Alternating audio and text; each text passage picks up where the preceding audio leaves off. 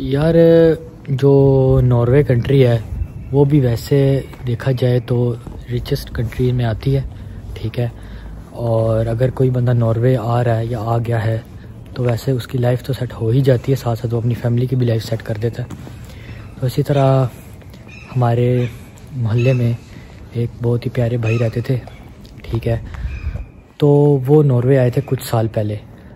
तो आज जो है ना उनके पास नॉर्वेजियन पासपोर्ट है। तो अब वो अच्छी जॉब कर रहे हैं, फैमिली को सपोर्ट कर रहे हैं, अच्छा कमा रहे हैं, ठीक है। तो मैं चाह रहा था कि उनकी जर्नी को ना आप लोगों के साथ क्यों ना शेयर किया जाए। तो इसलिए मैं अभी उनकी तरफ जा रहा हूँ और उनके साथ फिर एक व्लॉग बनाऊँगा और आप लोगों के साथ शेयर करूँगा कि वो कैसे आए थे और उनका कैसी जर्नी रही, उनका कैसा सफ़र रहा। अब उनके पास नॉर्वेजियन पासपोर्ट है, वो आने वाले जो स्टूडेंट्स हैं उनको क्या कहना चाहेंगे। तो चलें चलते हैं। जी, तो मेरा नाम सईद है, मेरा ताल्लुक पाकिस्तान से। मैं यहाँ पे मूव हुआ था 2017 में। बैकग्राउंड मेरा एजुकेशनल पाकिस्तान से, मैंने बैचलर्स किया था इलेक्ट्रॉनिक इंजीनियरिंग में। उसके बाद अगस्त 2017 में मैं यहाँ पे मूव हुआ था पाकिस्तान में। मैंने बैचलर्स के बाद तकरीबन 3 साल जॉब की थी।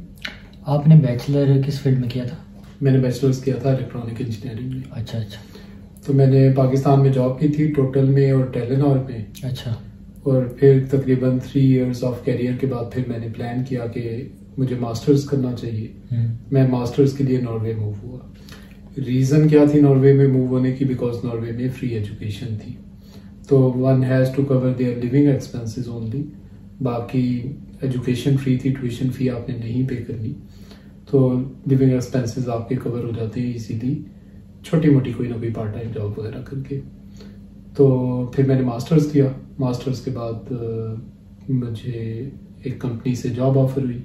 मैंने उसकी बेस पे वर्क परमिट अप्लाई किया और वर्क परमिट अप्लाई करके फिर आप 3 इयर्स कंसेक्टिव जॉब करते हो। तो अच्छा, मुझे ये बताएं कि जब आप स्टडी वीज़े पे आए थे, यहाँ नॉर्वे में आए थे, तो आपको मतलब जो है बैंक स्टेटमेंट वगैरह शो करानी पड़ी थी या क्या डॉक्यूमेंट्स उस टाइम चाहिए थे या क्या था? मतलब यार यहाँ पे ये होता है कि आप जब एडमिशन अप्लाई कर रहे हो तो आपने ऑफ कोर्स बैंक स्टेटमेंट लगानी होती है। अच्छा। और वो आपने पाकिस्तानी बैंक स्टेटमेंट लगानी है। और एडमिशन यहाँ पे होता था for non Europeans once in a year. आप अप्लाई करते हो दिसंबर में, 1 दिसंबर होती थी डेडलाइन। अच्छा। और उससे पहले आपने 1, 2 या 3 बेसिक रिक्वायरमेंट्स होती थी। पहला तो ये है कि आपने इंग्लिश प्रोफिशिएंसी सर्टिफिकेट, आइल्स कर लो, टॉफल कर लो, कुछ भी कर लो, वो आपने दिखाना है। और मिनिमम आपका ओवरऑल बैंड होना चाहिए 6.5 with no less than 6 in any part. Second, आपने पाकिस्तानी बैंक स्टेटमेंट लगानी है जो कि उस वक्त पाकिस्तानी करेंसी में 14 to 15 lakhs बनती थी इन PKR। अच्छा। वो आपने लगानी है। और थर्ड होता था कि आपने अपनी बैचलर्स डिग्री HEC से अटेस्टेड। अच्छा, मुझे ये बताएं कि जैसे जर्मनी में भी फ्री एजुकेशन है, ठीक है, पर मसला ये आता है कि वहाँ पे जो है ना ब्लॉक अकाउंट का मसला है, ठीक है, ब्लॉक अकाउंट ओपन करवाना पड़ता है। तो अभी यहाँ नॉर्वे में मैंने जहाँ तक सुना है ब्लॉक अकाउंट तो ओपन नहीं कराना, पर यूनिवर्सिटी के अकाउंट में पैसे को सेंड करना है। जब आप यहाँ आ जाओगे फिर यूनिवर्सिटी आपको वो वापस कर देती है पैसे। यार जर्मनी और नॉर्वे में ये जो स्टेटमेंट वाला मेन डिफरेंस है ना, वो ये है कि जर्मनी में आप वाइल बीइंग इन पाकिस्तान या किसी भी, आप इवन कि जर्मनी में नहीं हो, किसी भी जगह पे रह रहे हो, तो आपका ब्लॉक्ड अकाउंट आपके नाम पे बन जाता है। अच्छा। नॉर्वे में जब तक आपका, जैसे पाकिस्तान में CNIC नंबर होता है, यहाँ पे P नंबर होता है, या उसे इंग्लिश में कह लो कि पर्सनल नंबर बोलते हैं, और यहाँ की लोकल लैंग्वेज में परशून नंबर बोलते हैं। वो आपका होना जरूरी है to be able to open the bank account. तो वो उसका फिर ये होता था कि यूनिवर्सिटीज आपको एक बैंक अकाउंट शेयर करती हैं। अच्छा। जैसे मैंने बोला कि एडमिशन के वक्त आपने पाकिस्तानी स्टेटमेंट लगानी है, ठीक। लेकिन जब आपको एडमिशन ऑफर आ गई और आपने वीजा अप्लाई करना है, तो फिर आपने वो जो भी इक्विवेलेंट अमाउंट है जो आपने स्टेटमेंट लगाई है, जो कि उस वक्त पाकिस्तानी करेंसी में मैंने जैसे बोला कि 14 to 15 लाख रुपीस होती थी, तो और यहाँ की लोकल करेंसी में आई थिंक 120,000 होती थी। और अब वो सारी बात है 35-40 लाख रुपए हो चुके होंगे, जैसे पाकिस्तान की करेंसी डिवैल्यू हुई है।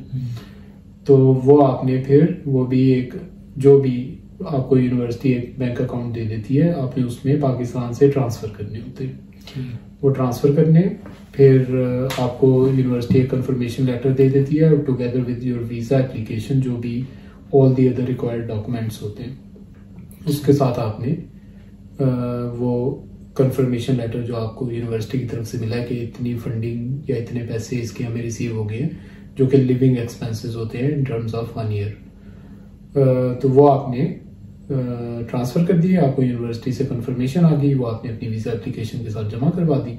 फिर जब आपका वीजा लग जाता है, आप यहाँ पे आते हो, तो आपको 1 टाइम एंट्री वीजा मिलता है, जो कि डी टाइप वीजा कैटेगरी के अंडर आता है, जिसकी आई थिंक एक्सपायरी होती है मैक्सिमम महीना या 1.5 महीना। उसके अंदर अंदर you have to make an entry. जब आप यहाँ पे आ जाते हो, फिर आप जाते हो टेम्परेरी रेजिडेंस परमिट जो होता है वो अप्लाई करने के लिए। आपको वो जब मिल जाता है, फिर आपको एक टैक्स ऑफिस से आपको वो जो पर्सनल नंबर है वो मिलता है। तो फिर आपने अपना टेम्परेरी रेजिडेंस परमिट और इस तरह की इंफॉर्मेशन लेके फिर बैंक अकाउंट खुलवाने के लिए बैंक की किसी भी ब्रांच में जाना है, जो भी आपको बेहतर बैंक लग रहा है, उसमें आपने अकाउंट बनवाना है।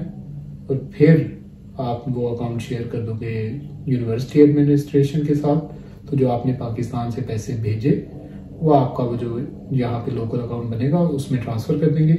Then it's up to you कि वो आप 6 महीने में उड़ा दो, साल में उड़ा दो, लेकिन बेसिकली वो कैलकुलेटेड होते हैं 1 ईयर ऑफ लिविंग एक्सपेंसेस। तो वो आपके ऊपर होता है। वो जर्मनी वाला ब्लॉक अकाउंट वाला सीन नहीं होता, लेकिन ये होता है कि आपका अकाउंट यहाँ पे तब तक नहीं बन सकता जब तक आप यहाँ पे नहीं हो और आपको यहाँ का लोकल पर्सनल नंबर नहीं इशू होता। तो आपने वो बनवाना है। उसके बाद आप बैंक अकाउंट ओपन करो तो आपको पैसे आपके अकाउंट में मिल जाएंगे। तो आपके पास फ्री कैपेसिटी होती है या आपकी फ्रीडम होती है, आप उसको जैसे भी यूज़ कर लो। अच्छा, मुझे बताएं कि चलिए ये तो सारा हो गया। अभी आप ने यहाँ पे आए मास्टर्स करने के लिए, आप यहाँ पे आए, आपने मास्टर्स किया, तो मास्टर्स करने के बाद फिर जॉब्स वगैरह मिल जाती हैं या फिर कोई लैंग्वेज बैरियर फेस करना पड़ता है? यार आपकी ये फील्ड पे डिपेंड करता है। टेक्निकल जो बैकग्राउंड की जॉब्स होती हैं उसमें मोस्टली इंग्लिश स्पीकिंग पर्सन को जॉब मिल जाती है।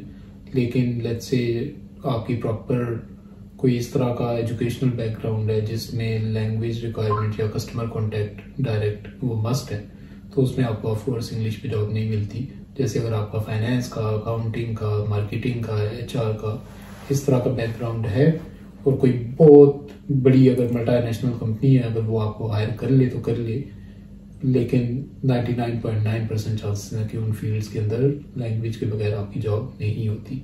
लेकिन अगर आपका टेक्निकल बैकग्राउंड है, let's say CS, IT, engineering इस तरह का बैकग्राउंड है, तो उसमें आपकी इंग्लिश में जॉब हो जाती है, इतना मसला नहीं होता।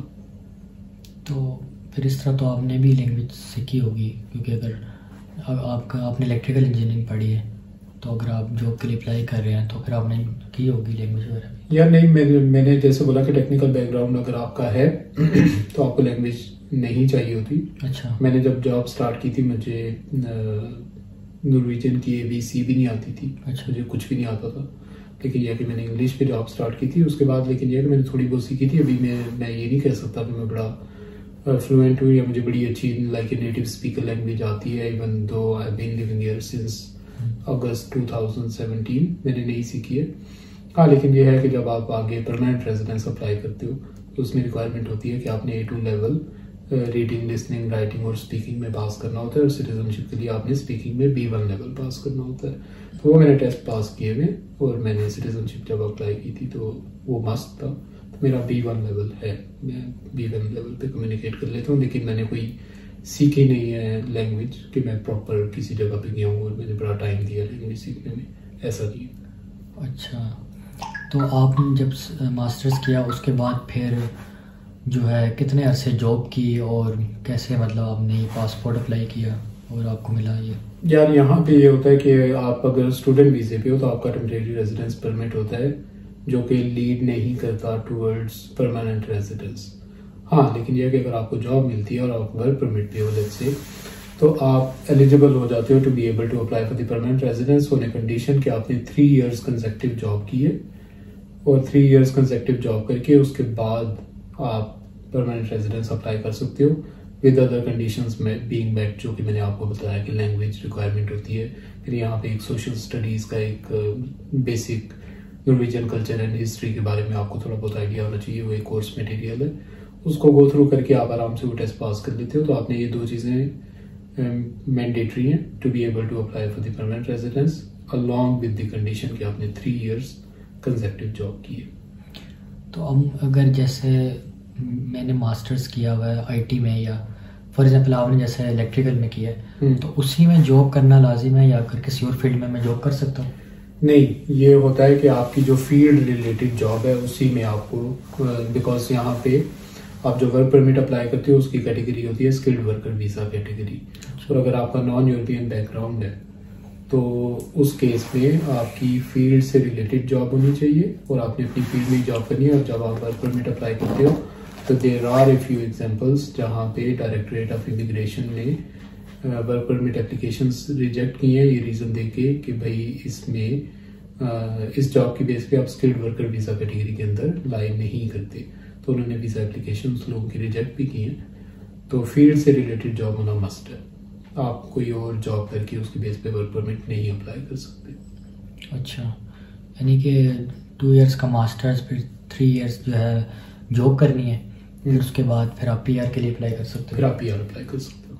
ठीक हो गया। और लैंग्वेज भी चाहिए B1 लेवल? पीआर के लिए A2 लेवल चाहिए होता है। अच्छा। और Norwegian social society and culture का एक टेस्ट होता है सोशल स्टडीज का, जिसको यहाँ पे लोकल लैंग्वेज के अंदर samfunnskunnskap प्रोवे बोलते हैं। अच्छा। वो आपने देना है, लैंग्वेज करनी है और साथ में आपने 3 years कंसेक्टिव जॉब करनी है, फिर आप परमानेंट रेजिडेंस अप्लाई कर सकते हो।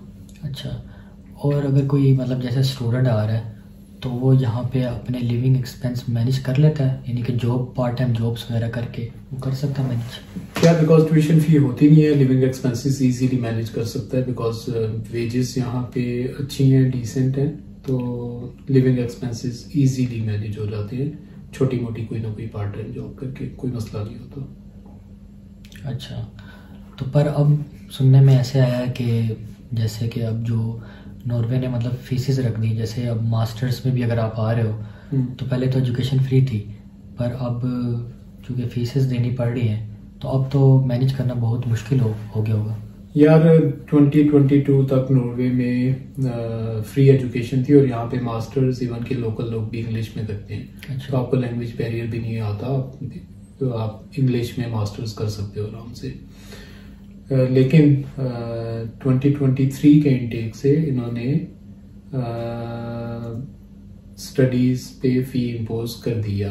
There is no more free education in Norway, same जैसे स्वीडन ने इम्पोज कर दी थी, फिनलैंड ने कर दी थी, डेनमार्क ने कर दी थी। अब नॉन यूरोपियंस के लिए एक ही ऑप्शन है और वो जर्मनी है, जहाँ पे ट्यूशन फ्री स्टडीज है। अदरवाइज 2023 के इनटेक से ट्यूशन फी इम्पोज हो चुकी है और ट्यूशन फी अगर मैं लोकल करेंसी में बताऊं या यूरोज में बता दूं तो आई थिंक अराउंड 25 से 30 हज़ार या 35,000 यूरो पर एनम फी है। तो फी plus high living cost, because Norway दुनिया की वन ऑफ द हाईएस्ट या एक्सपेंसिव 3 लिविंग कंट्रीज में आता है, जहाँ पे लिविंग एक्सपेंसेस बहुत ज़्यादा है। लग्जरी लाइफ है, लाइफ में आपके सुकून है, लेकिन लिविंग एक्सपेंसिव है।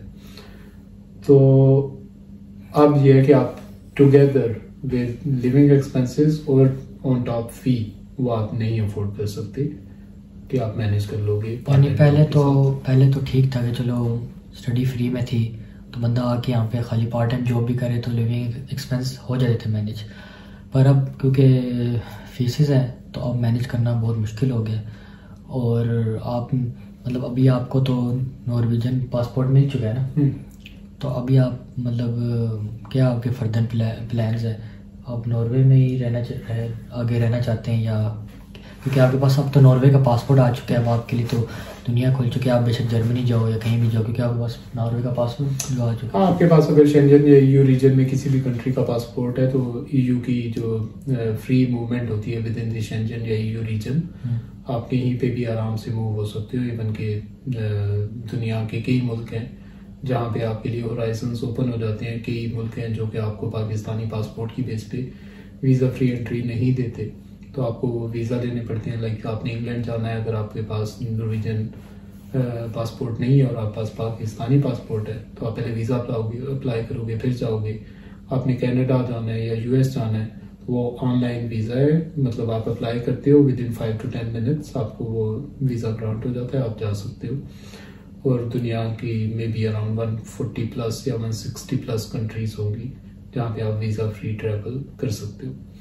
तो ट्रैवलिंग आपके लिए आसान हो जाती है। एक प्रिविलेज ये है कि आपके लिए ट्रैवलिंग काफ़ी आसान हो जाती है, आप जहाँ पे भी जाना चाहो जा सकते हो। सेकेंडली ये है कि मेरे प्लान्स क्या हैं। प्लान्स यही हैं कि फ़िलहाल तो मैं यहाँ पे ही हूँ और मैं जॉब कर रहा हूँ और अल्हम्दुलिल्लाह अच्छी अर्निंग है, अच्छी जॉब है, वर्क लाइफ बैलेंस अच्छा है। तो until now I am enjoying enough. लेकिन there could be a possibility कि इंसान, यू नेवर नो कि आपने जैसे वो इंटरव्यू क्वेश्चंस होते हैं बेसिक, एचआर वाले इस तरह की बोंगियां मारते हैं कि where do you see yourself after 5 years। Nobody knows कि वो कहाँ पे होगा, अगर वो आपके साथ जॉब करेगा भी या नहीं करेगा। लेकिन हाँ, वो खुश करने के लिए आपको कहता है कि भाई मेरा ये प्लान्स है, वो लंबी लंबी फेंकता है, खुश करता है कि चलो ठीक है। अदरवाइज आपको कोई पता नहीं होता, सडन चेंज ऑफ प्लान्स हो सकते हैं, तो यू नेवर नो। लेकिन फिलहाल मैं यहाँ भी। अच्छा, तो अगर कोई स्टूडेंट आना चाह रहा है स्टडी करने के लिए, तो आप उनको क्या कहना चाहेंगे या क्या एडवाइस देना चाहेंगे? यार सबसे पहले तो ये है कि आप जो भी फील्ड ऑफ स्टडीज में आप अपना बैचलर्स कर रहे हो वाइल लिविंग इन पाकिस्तान या किसी भी अदर कंट्री में, तो एटलीस्ट आप उससे रिलेटेड पहले अपने इंटरेस्ट से रिलेटेड पहले तो ये है कि डिग्री पिक करो। फिर उससे रिलेटेड आप अपनी जॉब स्पेसिफिक जो स्किल्स होती हैं, लाइक लेट्स से अगर एक बंदा CSIT कर रहा है और उसको बेसिक चीज़ें लाइक CSS, जावास्क्रिप्ट और HTML और इस तरह की चीज़ें नहीं आती, तो उसने अपना 4 years टाइम ज़ाया किया, उसने अपने अंदर कोई जॉब स्पेसिफिक स्किल डेवलप नहीं की। पहले तो ये है कि भाई आप अपनी जो भी डिग्री कर रहे हो उससे रिलेटेड आपकी जो भी जॉब स्पेसिफिक स्किल है उस पर फोकस करो। सिर्फ थ्योरी और इन चीज़ों पे और एग्जाम्स और ग्रेड्स और इन चीज़ों पे फोकस ना करो, ये चीज़ें eight the end of the day आपको काम नहीं आती। सेकेंडली ये है कि अगर आपने मूव होना है आगे पीछे, आपके कुछ एम्बिशंस हैं, आपने आगे पीछे जाना है, आपने पाकिस्तान से लेट्स से कि लोग इवन के मास्टर्स करने के लिए जाते हैं, they want to go back and serve their country, कुछ लोग इवन के सेटल होना चाहते हैं, तो आप उस लिहाज से अपना होमवर्क करो। लाइफ में कोई भी शॉर्टकट नहीं होता, आपको उसके लिए हार्ड वर्क करना पड़ता है, होमवर्क करना पड़ता है, और आप उसके अकॉर्डिंगली प्लान करो, तो at the end of the day आपके लिए कई रास्ते ओपन हो जाते हैं। Otherwise you are gonna be stuck there और आप कहीं भी नहीं जाओगे और आप बस प्लान करते रहोगे और पेपर प्लान्स होंगे, वो एग्जीक्यूट नहीं होंगे लाइफ में।